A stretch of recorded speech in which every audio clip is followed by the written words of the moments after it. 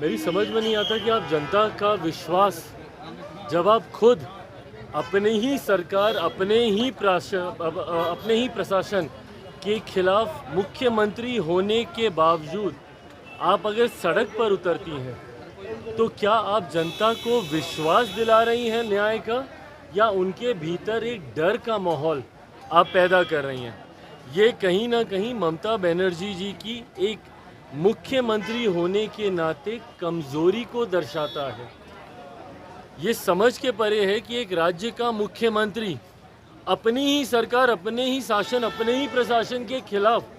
सड़क पर उतर जाता है, तो ऐसे में यह आपकी कमज़ोरी को दर्शाता है। ये दर्शाता है कि संभवतः आपके हाथ में भी अब अपने राज्य की व्यवस्था, अपने राज्य का तंत्र अब आपके कंट्रोल में भी नहीं है, और इसीलिए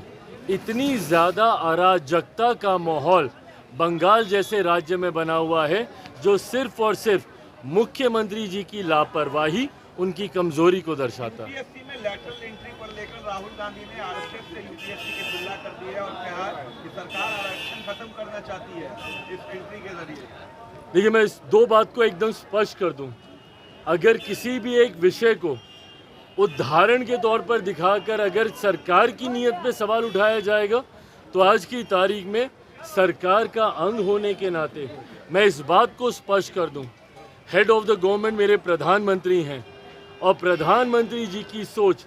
कतई आरक्षण विरोधी नहीं हो सकती। पीछे कुछ दिनों पहले जब अनुसूचित समाज में भी आरक्षण को लेकर मतभेद को पैदा करने का प्रयास किया गया था, सुप्रीम कोर्ट के द्वारा जिस तरीके से उसमें अलग अलग प्रावधान बनाए जाने की बात कही गई थी, उस पर भी मेरे प्रधानमंत्री ने स्पष्ट तौर से कहा था, और ये कैबिनेट की मीटिंग में ही इस बात को कहा गया था कि आरक्षण को जिस तरीके से बाबा साहेब भीमराव अंबेडकर ने जो प्रावधान बनाए हैं, वही प्रावधान वैसे ही लागू रहेंगे। आज जिसका आप जिक्र कर रहे हैं, दूसरी बात ये, पहली बात तो सरकार की सोच पूरी तरीके से आरक्षण के समर्थन में है, प्रधानमंत्री जी की सोच आरक्षण के समर्थन में है। दूसरी बात, मैं और मेरी पार्टी कतई सहमत नहीं है आज जिस तरीके से कुछ पदों के नियुक्तियों के लिए डायरेक्ट बहाली के लिए सीधा वहां से डिमांड्स मांगी गई है, जिसमें आरक्षण का ध्यान नहीं रखा गया है। इस बात के मेरी पार्टी भी पूरी तरीके से खिलाफ है। सरकार का अंग होने के नाते सरकार के उचित प्लेटफॉर्म पे इस कंसर्न को मेरी पार्टी के तरफ से हम लोगों ने भी दर्ज कराया है। आने वाले दिनों में भी इसके ऊपर मजबूत आवाज़ हम लोगों की तरफ से उठाई जाएगी। कोई भी सरकारी पद की नियुक्ति अगर निकलती है